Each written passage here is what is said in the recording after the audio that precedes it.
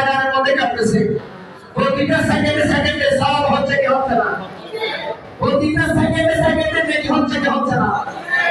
এবং এই সময় যদি আমরা বাহিরে থাকতাম, আমাদের দ্বারা গুনাহ সংগঠিত হতো না।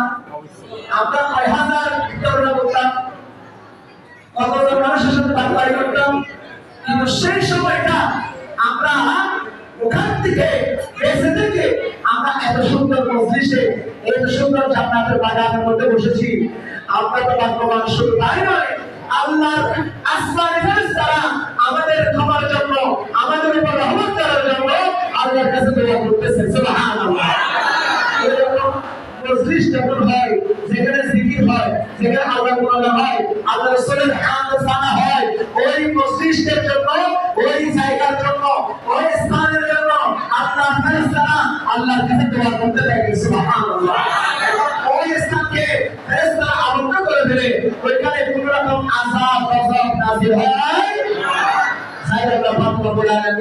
আমাদের প্রত্যেকের এই আজকের আয়োজনকে কবুল করুন বলে আমিন।